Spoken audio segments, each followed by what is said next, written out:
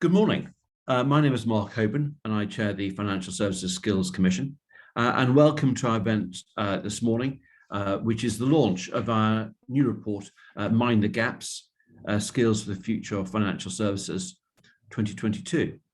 We're going to have a very interactive session, keynote speech from Stephen Noakes, who's the Chief Digital Officer and Transformation Director of Lloyds Banking Group. Stephen will kick us off, and then Claire Tunley, the CEO of the Commission, will give a presentation on the findings of the report before we move into a panel discussion. For the panel discussion, if you'd like to put your questions in the Q&A box, that'd be great. I've got some already lined up for our great panelists, but it'd be great to hear from you and to ensure that you have a chance to quiz our team about the future skills needs. Let me give you a bit of background to the Commission and I guess a lead into this report. The Commission was launched around about 2 years ago, and its remit is to look at how we can encourage the sector to collaborate and cooperate in trying to respond to the skills challenges that we face as a sector. We're all very conscious of the digitization of financial services, the huge investment in technology, but to realize the full value of that, our people need to be equipped with the skills to use that technology to its fullest extent. And the scale of the transformation that we're experiencing across the sector means this isn't about the roles changing for 1 or 2 people or even 1,000 people. You know, there are 1 million people who work in financial services, and each of their roles will change as a consequence of the technological investment that we are going through at the moment. Those skills changes are changes that we need to respond to. And what we've sought to do since the Commission has launched is to identify emerging skills needs, and to ensure that we've got a mechanism in place to help our members respond to those changing needs. So that's a backdrop to today's report. We identified 8 skills in the original work of the task force that preceded the Commission, and today we're coming forward with a further iteration of those skills. But now let me hand over to Stephen Noakes. Stephen has been a great supporter of the task force first and now the Commission. As I said, he's the Chief Digital Officer and Transformation Director of Lloyds Banking Group, and Stephen's been leading much of the work in this area for us. Stephen, over to you. Thank you, Mark, and good morning, everyone. I'm delighted to be with you this morning to launch the Future Skills Report. To kick us off on the event, I'd like to firstly kind of give my own perspective in terms of the need to identify future skills. And then beyond that, talk about what we've been doing at Lloyds to address this, and then what we've been doing collectively. So if I can kind of firstly set the context here, it's true to say that across the industry, our member firms are calling out real challenges in filling key vacancies. So over 90% of our member firms were talking about hard to fill vacancies through the course of the last 12 months. And the context behind that is increasingly, we're not just competing amongst ourselves to attract those skills into our organizations. We're now competing across industries.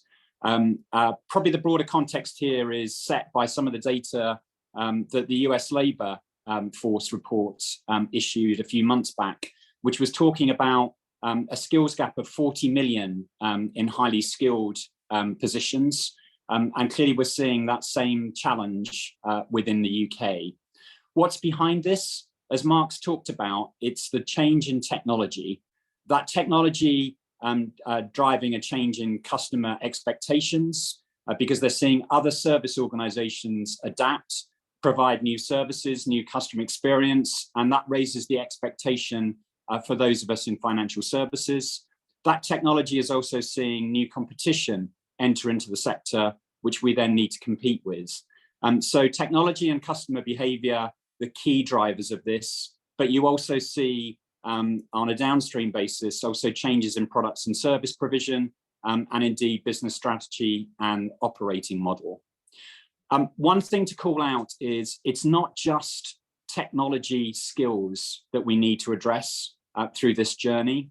There's also a key behavioral change because one of the key things that the financial services industry had to address clearly post the crisis back in 2007 was really kind of making sure that the business was robust and risk was addressed. That tended to kind of drive a culture which was more command and control. But as these new skills come in, and particularly as we need to compete for talent in those skills areas with others in tech industry, there are different behavioral traits that our organizations need to adapt. So it's both technical skills and behavior that we need to change.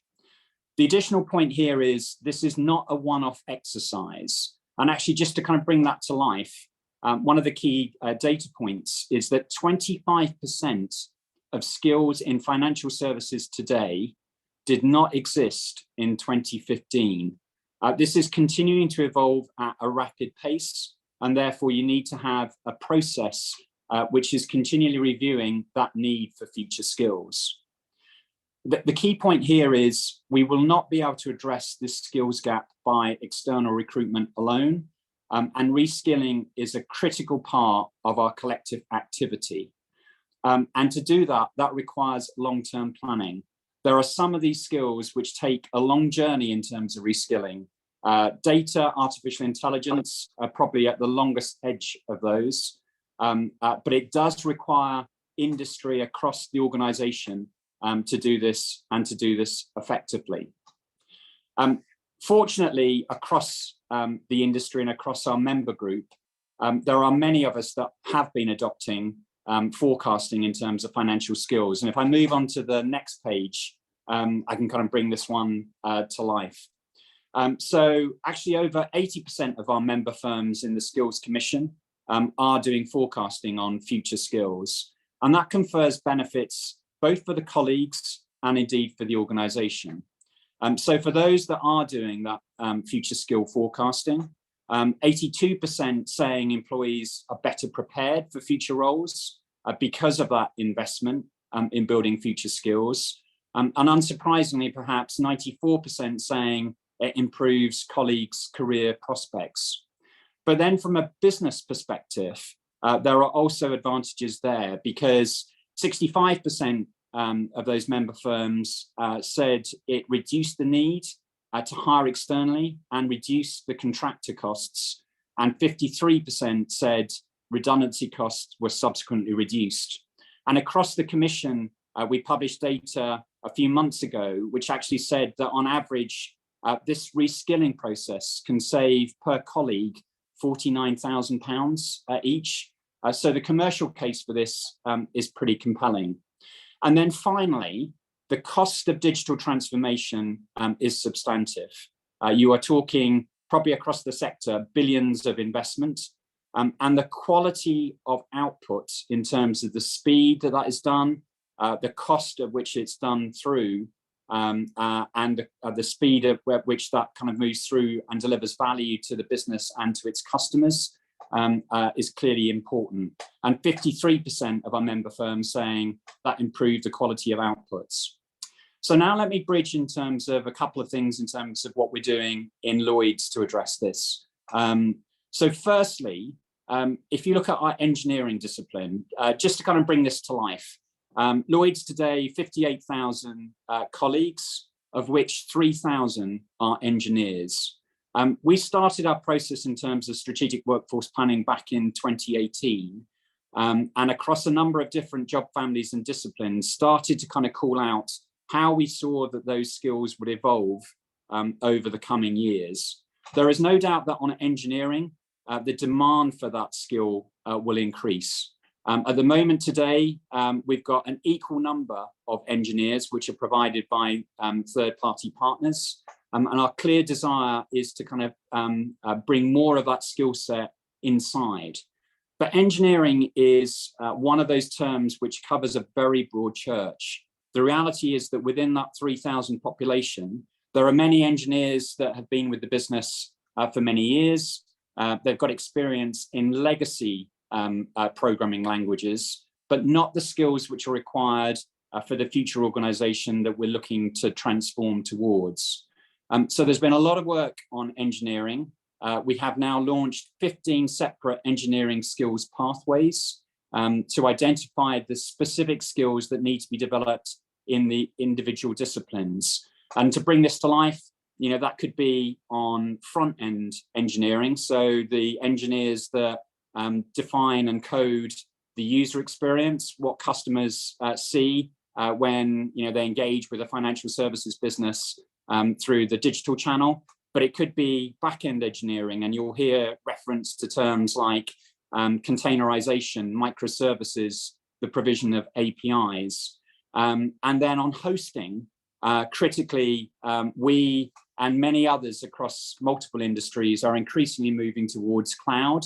And therefore, we've also launched cloud accreditation programs to make sure that that skill journey continues across this population. And it's through that endeavor, we've seen reduced reliance on that external resource and clearly seen the saving that others have called out on recruitment costs and severance. But another specific area that I just wanted to call out as an example was a recent pilot in turning some of our non-engineering population into engineers. And this specifically is quality engineers. So these are the colleagues that go through the work on testing new code before that goes live in our organization. So in this instance, we had half a dozen non-technical colleagues, which because of OD changes were at risk of redundancy. But we worked with those colleagues to take them through a 9-week blended retraining program to build foundation level skills in quality engineering. And this has been tremendously successful.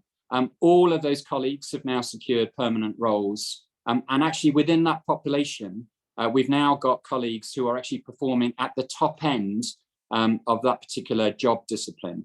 And again, we've realized clear savings in terms of severance here, 150,000 just for those 6 colleagues alone. And unsurprisingly, receiving fantastic feedback from those colleagues in terms of that reskilling journey.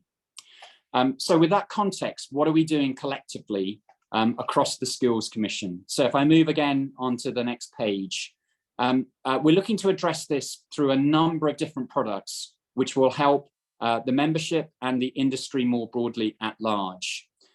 So today we're here to launch the Future Skills Report, and Claire will talk more about that in a moment. But later this year, you will also see a toolkit to do skills gap analysis. And again, this has been shaped with great collaboration across the member firms. We'll be launching that in spring and summer. And it really provides a set of guidelines and tools which would enable any organization to go through the process of identifying those future skills and make sure that they've got plans to address it. Then beyond the publication of today's Future Skills Reports, we'll be refreshing the work on the Future Skills Framework. This will look at a number of different proficiencies within those skills and behaviours, and again, allow the industry to engage as a collective with education establishments and training providers in terms of moving colleagues through a journey against those individual areas. Mark's already called out the fact that previously we had identified 4 technical skills and 4 behaviours, but the work today provides an update on that and augments that original set of 8 with some additional skills and behaviours which collectively we need to address. Probably final comment from me, this very much has been a collective endeavour. Whilst I've been really fortunate to be able to kind of lead this from a Lloyd's perspective, the product that you see today has definitely been the combination of input from across the industry, and there's real collective endeavour in producing the work, which is important and critical for all of us. So Claire, over to you. Thank you, Stephen. I'm going to take you through the findings of the report now, just to highlight how we got to the skills that we've identified and what they are. So just a note on the methodology, first of all. As Stephen said, this is a report based on insights from members across our membership, from firms across our membership, which do represent over a third of the UK's financial services workforce across all parts of the sector, so banking, insurance, asset management, fintech. So we started off by asking our firms to complete a skills gap survey, which we undertook in summer and autumn last year. And when we talked about skills gaps, we're talking about the difference between the level that an employee has at the moment and the level that the job requires and what that gap is. That's what we're asking firms to identify. We ask them to identify skills and behaviours. We do use skills and mean both skills and behaviours, and skills that are relevant across all job levels, not just sort of junior roles, but all across leadership management as well. So we asked firms to name their 2 biggest skills gaps, tell us about plans for upskilling, the trends that are affecting their upskilling needs, and the depth of upskilling that is required. From this information, we got a number of skills, and we clustered these into 5 areas where the biggest skills gaps are being faced. And then we identified specific skills within these clusters, which I'm going to talk about later. But to get there, we used a wealth of additional data, insights from other research, qualitative interviews, workshop sessions with our member firms and other data sets. And thank you to EY for providing some good labour market data on future skills. We then tested the 5 skills that we came to, and we have 3 technical skills and 2 behaviours, which I'm going to now provide more information on. So first up is data analytics and insight. So this is crucial to maximising the value of data for business and the products and services it generates, and is a real reflection of the wealth of data that's being generated every day. Some figures show how many quintillion bytes of data are generated every day.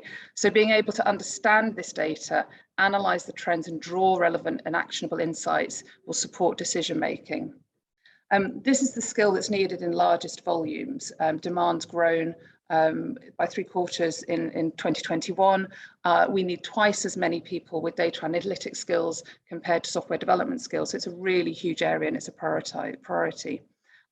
We have differentiated this from data science, which is in a demand, which is a more specialist skill. And this is a more generalist, applicable to more individuals. The second skill is coaching. And this refers to both employee and executive coaching and virtual coaching, crucially. It's a key skill for leaders and managers. And we do think some of the increased focus on coaching has been partly driven by the shift to hybrid working. It's very much around facilitating people's development, encouraging people to identify solutions independently and develop their confidence. Demand for coaching has nearly doubled in 2021. The numbers are still low, but the growth is there, and firms are very clear that this is a priority skill for them. The third skill is software development, and Stephen's given us some really good examples of how they're tackling this at Lloyds. But designing and building software applications and programs is essential to the industry. We are a tech industry now, as most sectors are. We are directly in competition with the wider economy, tech firms in particular, for talent. So actively building these skills, as Lloyds are doing and many other firms are doing, is really essential. Demand for software development is growing. It's only set to grow. It's grown by 2/3 in 2021 compared with previous years. The fourth skill is creative thinking. This is around driving innovation. It's needed so we can keep pace with market changes, the mega trends that are driving our industry, and capture the opportunities that are out there. And it's very much around the ability to imagine something that does not exist, leading to the generation of new propositions and bringing new value. And this was something that we discussed and explored very deeply with our firms. You know, what is creative thinking? What is innovation? So we've agreed that creative thinking is the skill. And demand for creative thinking has nearly doubled from a small base, but it is growing rapidly, very much like coaching, showing that the disruption the sector is facing is really impacting on the skills and behaviours that people need. And the final skill is digital literacy. And our data shows that nearly all employees are required to possess this skill. It's now a utility skill for the industry. Essential for anyone that wants to use digital platforms safely and effectively, including Zoom webinars. Without this skill, it becomes difficult to access information and complete tasks. Demand is growing. It's tripled in 2021 compared to 2020. And we know that from other research that the move to home working as a result of the pandemic really exposed areas where digital literacy was perhaps lacking. So those are the 5 future skills that we've identified through that rigorous process. But we also looked at how long it might take to acquire future skills. There's variation in the number of people who need the skills. There's differences in the level of proficiency they require and the length of time it will take to become fully proficient. So we did look at that with our firms through the survey. For specialist skills, I'll use the example of software development. 3 months or more of upskilling is generally needed. That's what firms told us. It does vary, but it's quite a deep level of reskilling. But the numbers required are relatively small, but they are essential to businesses, but they can be quite targeted.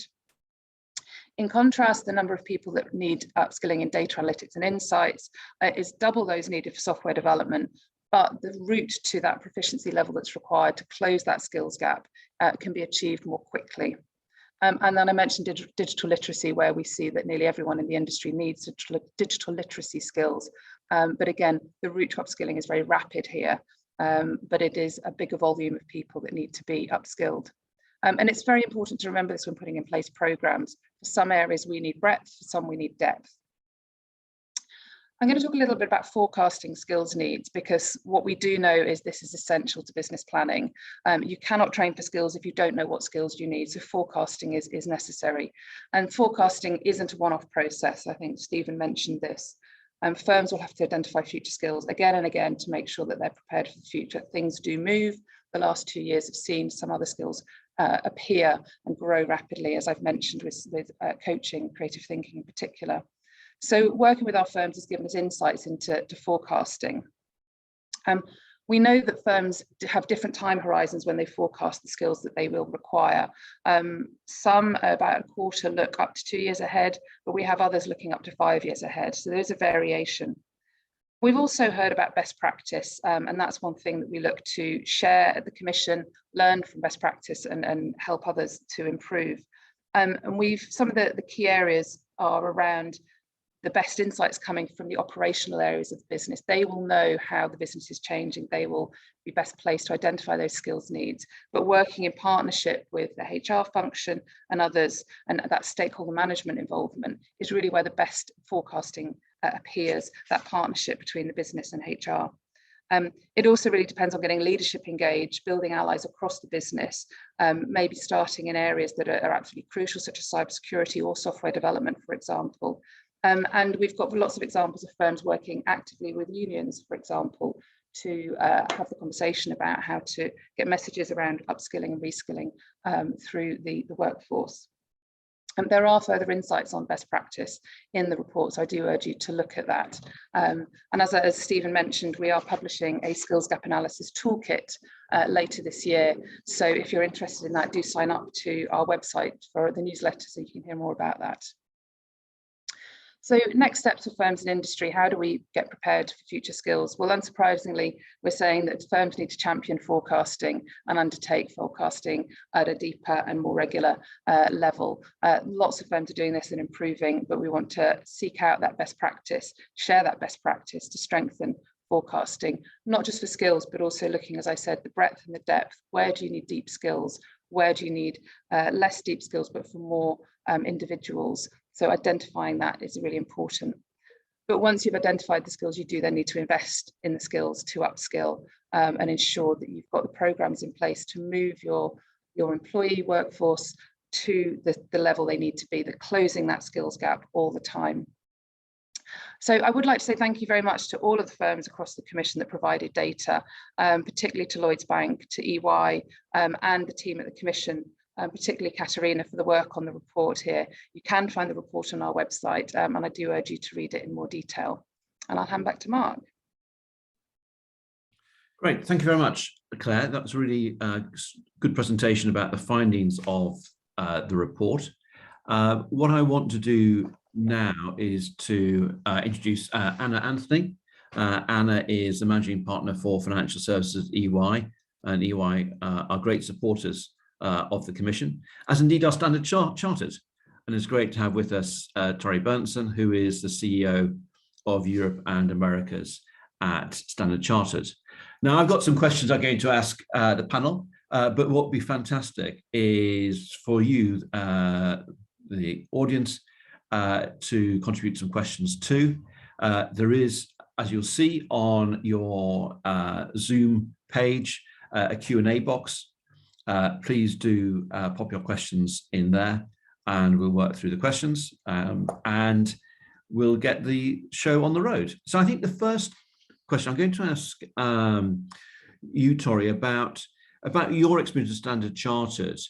You know, how does the skills challenge that you face create a business imperative for Standard Chartered at the moment? Thanks, Mark, and thank you to the panel and some great presentations.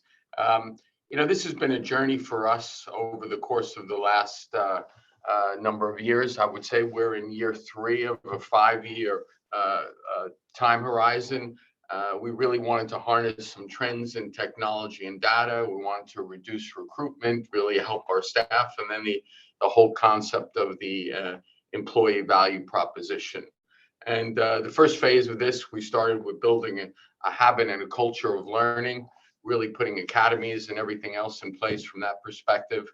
Then looking at what the priority roles were and really working with our strategic workforce planning, and then really embedding learning within the organization. And I think Mark, it's been very successful to date. We've identified 10 skills, much as what you've talked about during the course of the presentations. 5 of those are on the technical side, 5 of those are on the human side, including the creativity aspect, as well as coaching.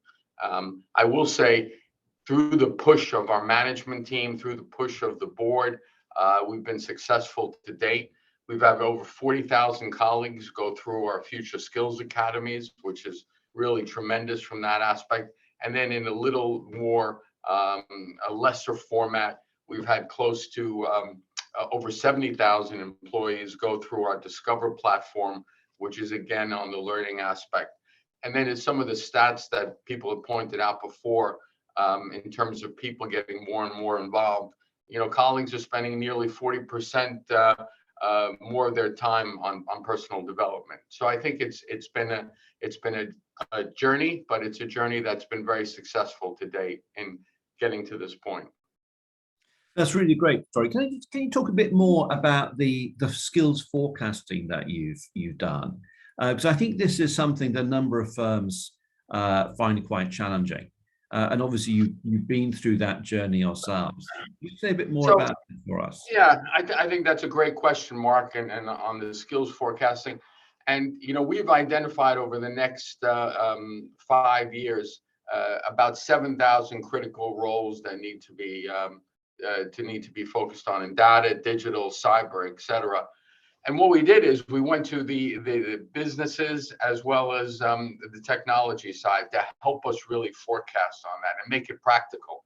So we went to our CIB business and then equally to our technology side and really figure out what those roles are and keep that current in terms of its thinking.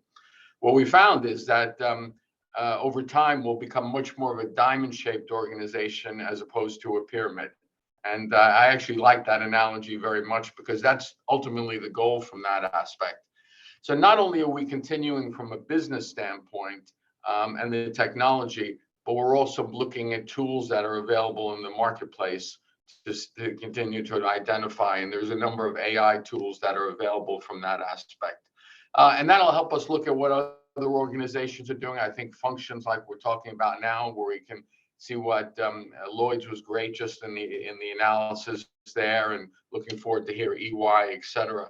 So those are important elements. And so I think if you take the outside data, if you take the internal, and you take the practical aspect and really figuring out the forecasting aspects, it can be very beneficial going forward.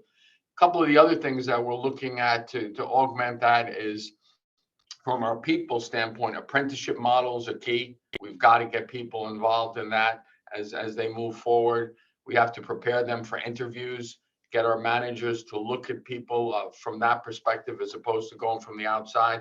I can't stress how important that is, and educating our hiring managers. It all kind of forms and melds together in many aspects.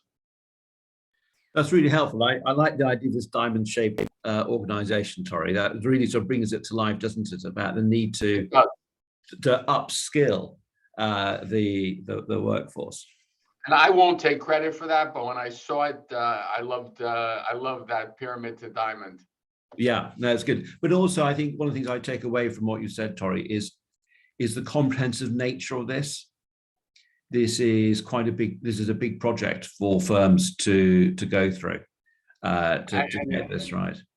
It's got to be, if I were to sum it up, it's internal and external, and it's got to be from the commitment has to be there from the top. Absolutely. Absolutely. I remember having a conversation with your chair about the work of the commission a couple of years ago. So I know that commitment is there from the top. Good.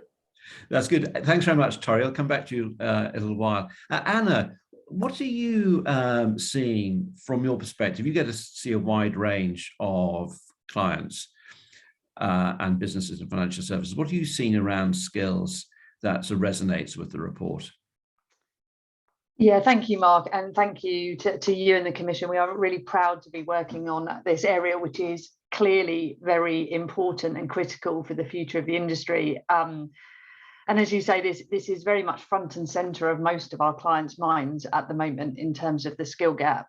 Not surprisingly, most of what I see and we see is incredibly consistent with the report, because we are talking to the same people and we are getting the same feedback. So the type of skills both Claire and Stephen were talking about in terms of digital and technology skills, particularly around data and analytics, definitely huge demand for that. And as we've said, clearly a lack of supply at the moment. So a huge focus on training and reskilling. And I think that goes right to roots in terms of where do you recruit from, how early do you start in the process, and how long do you retain your employees for, in terms of changing career directions and changing capabilities over time.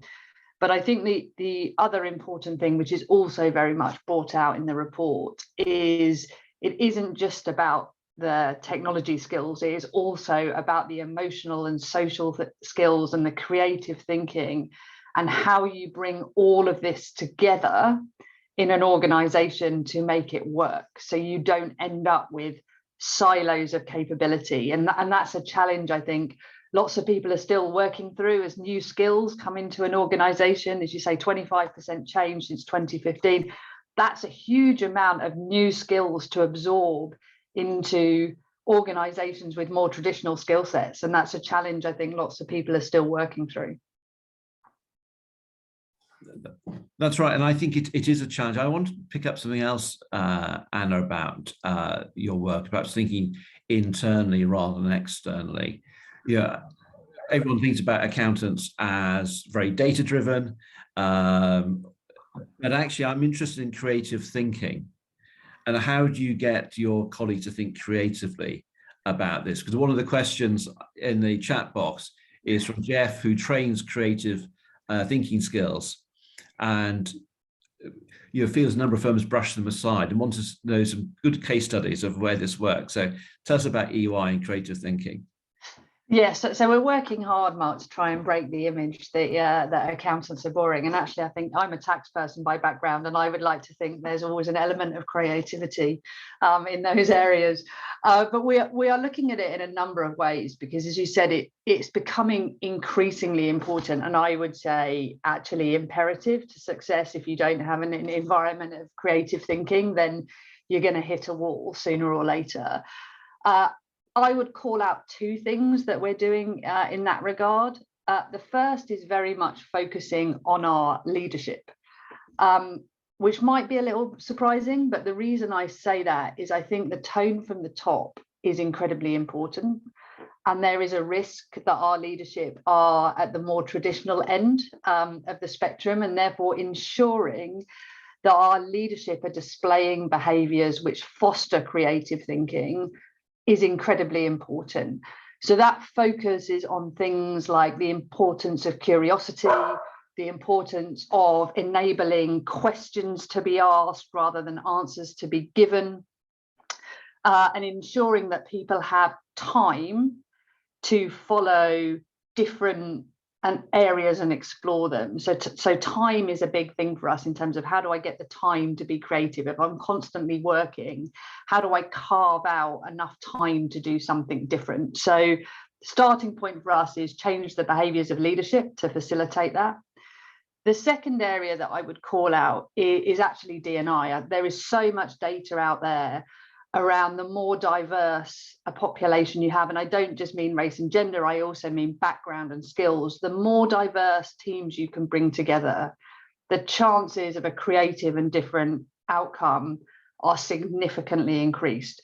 So we also have a big focus on looking at the diversity of our teams and how they work together to try and ensure that we get as many different points of view in a room as possible. And that goes all the way through the organization. So, you know, meetings that just have partners in are less likely to be as creative as those that have representation from across the entire organization. So if I was just calling out two things, it would be those two: leadership behavior change and diversity. That's super. Thank you very much, Anna. Claire, one of the big topics of conversation at the moment across financial services is ESG. You can't go very far without having an ESG conversation these days. ESG it doesn't appear in our report on future skills. Why do you think that's the case? Thanks, Mark. Yeah, that's something we've discussed and explored with firms. This is certainly a topic that is, as you say, live. Many people are looking at it. There's a lot of work going on. There's a lot of recruitment. It wasn't identified in our survey work with firms, but that doesn't mean we're not looking at it. We know from a leadership skills report that we published last year, 70% of leaders raised ESG as an upskilling priority. And many similar numbers said it was a skills gap. But what we are looking into more detail on is that new skills or is it new knowledge, and trying to unpick exactly where that needs to be. And if we look just at kind of green or sustainable finance, for example, what are the actual changes that are required? So we're doing a little bit of work at the moment to look at that, because is it a new set of skills or is it existing set of skills? And I think this is where creativity and that analytical thinking really can help the industry on that shift around sustainable finance and climate issues. And then let's not forget the S and the G of ESG. So it didn't come out of the data, we tested it, but it's something that we're continuing to keep an eye on. Okay, we'll stay tuned on that basis then. I want to just pick up a question that's in the Q&A box, and it's about some of the tools that are out there to help firms look at future skills needs. And Stephen, just based on Lloyds Bank's experience, how do you sort of filter what the best tools are to do this, and how do you ensure you get ones that add real value rather than perhaps focusing on fads? And Mark, there's definitely a temptation to kind of jump onto the latest tool and think that will kind of provide the conclusive answer. I think it's the process more broadly is the key here. And this actually is where there is real advantage, by the way, in terms of engaging on this topic at an industry level, because whilst there is science that definitely underpins a forecasting process, there is judgment that needs to be applied in terms of coming up with the final outturns. And having the opportunity, I think, to socialize that in a non-competitive way with colleagues doing similar activities across the industry is incredibly helpful. So, whilst I think the tools all provide, different bits of insight, it's the process itself in the round which is the most important. The engagement of industry, Tori talked about that in Standard Chartered, the business leading in to actually help the skills practitioners understand what the needs are as you go forward, and then kind of committing to kind of do this on a regular basis. The process actually, I think, is far more important than the tools. So, that would be, I think, the key thing that I would kind of commend to everyone else in terms of making sure that they focus on that process rather than one tool versus another. Okay, that's really helpful. Your shout out there, Stephen, for industry cooperation. is key. I think one of the things that I think you mentioned during the work of the task force was actually much of this was about cooperation, not competitive advantage. And actually that sharing of experience, which we're having today, really helps drive forward this agenda. And so picking up on cooperation, a couple of questions in the Q&A box about training providers. So Greg Way talks about the role of colleges and universities. But I wondered, Stephen and Tori, what your experience is, how much of this reskilling can be done in-house, and how much do you use other providers for? Perhaps Stephen, you might start off with that, and then I'll bring Tori in. Yeah, I mean, the scale of the endeavour, which sits upon Lloyds and across the industry, means there is no one silver bullet. And as you kind of think about skills, you've got to think about skills at all levels in the organisation. So, for instance, if I just kind of pick up on the thread which I started, I guess, earlier on engineering, we've got programs which reach out to schools and firstly, try to attract kind of school entrants in terms of, why financial services might be an area and a career that they're interested in, and then work very kind of closely with them in terms of, foundation level skills training at one level. We've got other programs and other providers that help in terms of engineering graduates. So there are, 2 or 3 organizations which have a fantastic model where they'll provide lots of coaching to those colleagues. And actually from an organization perspective, it's almost like a try before you buy type model, in the fact that, those are colleagues that work with you in the organization. But those kind of providers will actually help on the kind of coaching. And, if in the majority of examples, there's a good cultural fit, that colleague then moves into kind of permanent employee. So those are probably more at the ground roots level, but then you kind of go up through the organization. And the one thing I would say actually is, this is an agenda which is true for this audience on this call as well. So at Lloyds, we've done cloud training for our non-exec board, because you can't be a board director for a financial services organization these days and not understand technology. And for some individuals, that there's a journey there that they have to kind of go through as well. So, and we've used external providers to kind of help board members and down through the organization. So as I said, it's not a one size fits all, and you do need to kind of think about the reskilling needs of every different bit of the population, the board included. No, absolutely right, Stephen. I think that's one of the things that came out of the original report. That when we say every role, we mean every role, and that includes non-execs. So I can speak from experience on that as well. That's great, Tori. Yeah, I think Stephen pointed that out very very accurately, and it's really a blend. You can use academia, you can use partnerships, and then internally. So I think it's something that's a very fluid situation, Mark. It's one that we have to continue to look at and talk to industry what the best ways to do it. And if Lloyds has a great idea or EY has a great idea, and likewise, if we have a great idea, I think the whole concept of sharing is great. It's also in terms of recruitment at the younger stage of people's careers as well. What schools you're going to, what skill sets. The world has changed quite a bit. So I think it's truly a combination. And one of the things I think, Mark, is so key on this going forward is coaching. And coaching doesn't only mean the soft skills, it means the technical skills as well. And we have to use the people we have in-house to really help train the next generation as well. Absolutely. No, that's a really important point.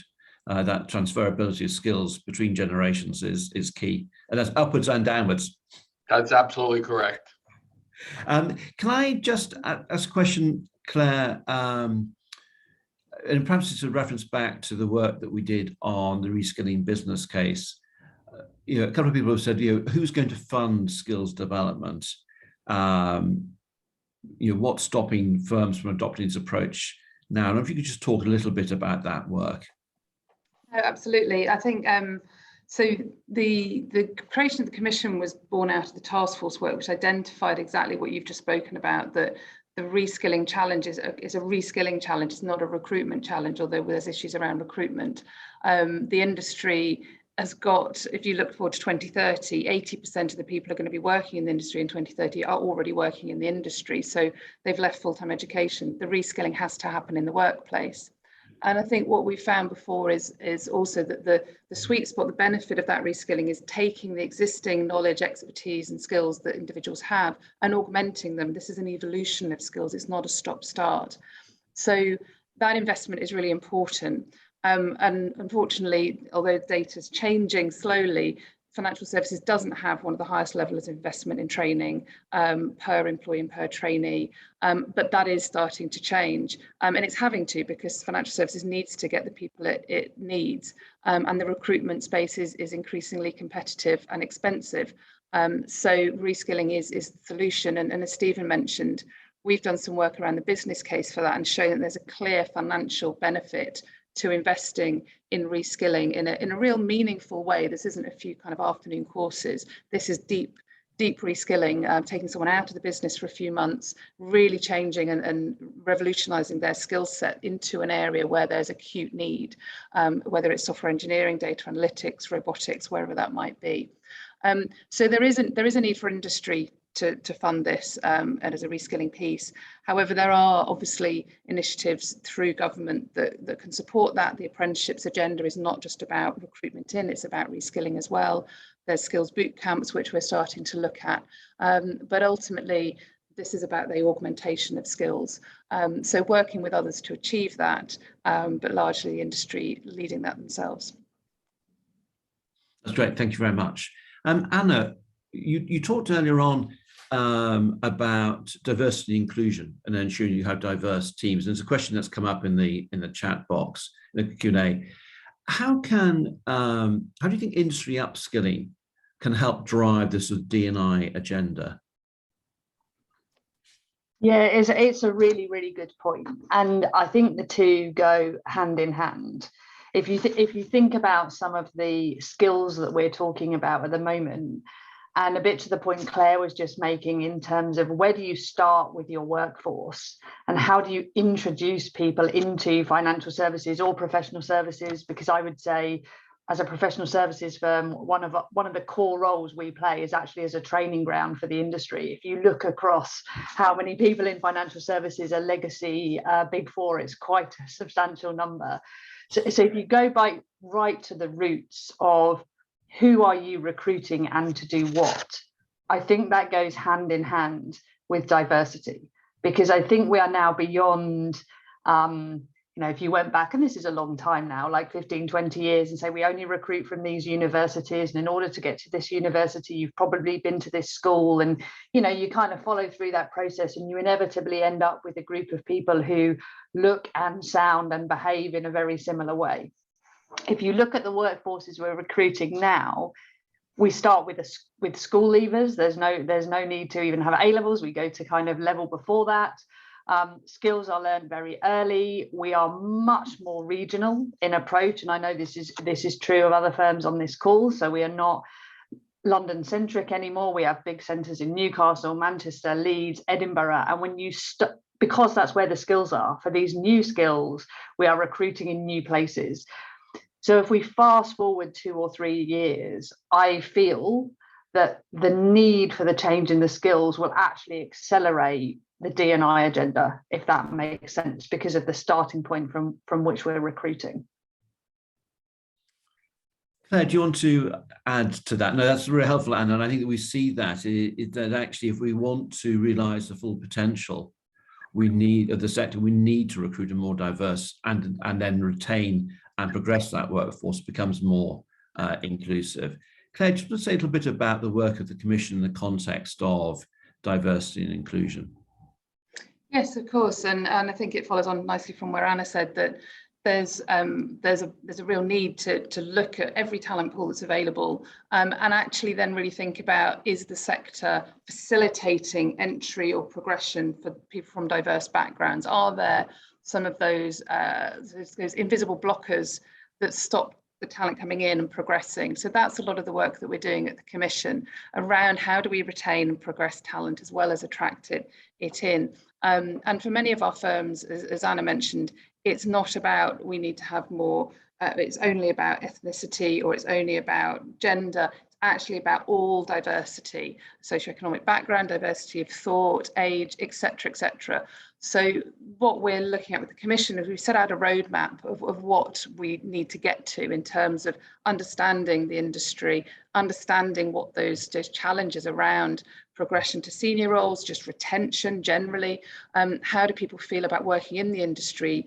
So we've done a lot of work around inclusion to understand how people feel, where those differences are, because your viewpoint of how you work in the industry, what the industry is like as an inclusive employer, is very different depending where you are in seniority, your length of tenure. There's all sorts of differences there, as well as some of the other diversity characteristics. So being able to understand that and then take action to improve the situation is really where we're working with our member firms on. And again, the Commission's work we do is very much based on best practice, learning from those that are doing it well, that are further ahead, and sharing some of that practical, actionable tools and insights so that others can progress as well and make sure we're all going in the same direction. So, do look at our website. We've got an inclusion measurement guide, a tool that people can use to look at inclusion. We've published a report with the Financial Services Culture Board. But this is really driven to that attraction and retention of talent. The industry can't be relaxed about looking only in certain talent pools. And I think we always look at the idea of universities, and Anna mentioned, but we have to think more broadly about recruiting in for experienced hires, requiring a very long list of experience. We have to look beyond that because we're limiting the talent that we'll get into the industry. So we're looking closely at that at the moment. Okay, that's really helpful. Thank you. So one last question is questions come in which says it's a great solid starting point, this report, identifying the skills gap. In a way, Stephen and Tori and Anna talked about some of the next stages, but I wonder if you just share with us your top tip for how you close the skills gap. Having identified it, what's the top tip for how to close it? So, Tori, I'll start with you. I think, Mark, you have to make it from, it's got to be a priority. And there's a lot of competing factors. Many times that you can look at it, it might be easier to hire people from the outside, and that might be the path that people would want to choose. But we've got to instill in people the idea that this is something that's very important for the industry and for us to go forward. It's really a mindset shift, and we've got to get that, and it's got to come from the top down, and it's got to be constant. And we talked about the it's a fluid situation as well. We identified the number of positions that were available, but that's not a stagnant thing. We've got to continue to look at that, and we've got to continue to make it top of mind for all our leaders and for staff as well. That's great. Thank you. Stephen. Yeah, I'd probably just build on Tori's point. The challenge on reskilling is it is a long-term investment. And there will always be a temptation, and probably someone in the business that will go, well, rather than actually kind of, carve out X number of days for reskilling for that engineering population, I'd prefer that they were kind of getting that new proposition or product out the door, a week or a month quicker.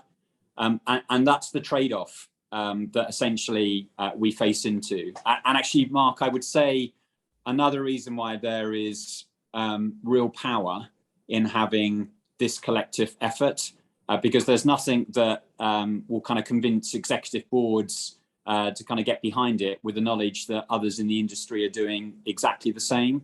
But it does require, and it's multi-million investment.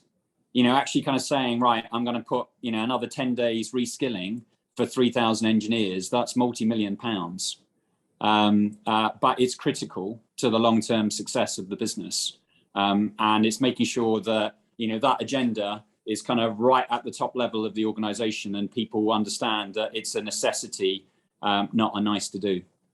Okay, that's great. Thank you, Stephen. Anna. There's a couple of very good points already made, so I'll try and make a different one, which would probably be the importance of your own forecasting. and ensuring that that is not a point in time forecasting, that is a rolling forecasting. Because I think unless you translate an industry challenge into a company problem that you really understand, a bit to Stephen's point, what your own challenge is, what you need to do as a firm, that's when it becomes really real. And it's easier to make the business case around the cost and the time that is involved if you're actually looking at a forecast of your own business and what happens in 3-5 years if you haven't undertaken this journey of reskilling. That's great, thank you. And Claire, tell us what's next in the Commission's journey in this. We've identified 5 new skills and behaviours today. What's next for us? Sure. So the work doesn't stop, the work continues. So these 5 skills form the basis of our next Future Skills framework. So last year we published a framework with 8 skills that were identified with our members. And this is the next iteration of that, an example of things do not stay static. We need to continue to look at what we need in terms of skills and move forward. So the framework is a more detailed information about each of these skills. What are the building blocks? So if we're talking about creative thinking, what does good look like there? And also proficiency levels. So how do you need to progress? Do you need to be at level 1 or do you need to be at level 3? And that's a tool that firms are using. They're currently using the existing one to set out their reskilling journey. And I think, we've got nearly all of the firms in the membership using the framework in some way to set out that journey. And that guides the investment in learning. The other work we're doing is around the toolkit, which I've mentioned, because improving forecasting will improve the skills that we invest in as an industry. So that's critical as well. But we've got more insights. As I said, the basis of our work is around sharing that best practice and providing actionable content, practical ways that firms can build on this. And I think what we've found through the last 2 years of the Commission's work is that collaboration and those insights are really valuable to improving and enhancing what firms do. We're all going in the same direction, but by collaborating, we can go faster and we can go better in that direction. So I think my last point would be is that ongoing collaboration with our members. We've got the answer somewhere to every question, somewhere across the membership, and then we find it and we hold it up so that others can, I think Tori mentioned it, if someone else is doing something good, we can then learn from that and improve ourselves. So that's more work what we're doing at the Commission. Fantastic. Look, thank you very much. And thank you to Anna, to Tori, to Stephen and Claire for the participation today. Thank you to all of you who've asked questions. The report is on our website. 3 takeaways. This has to be top of mind.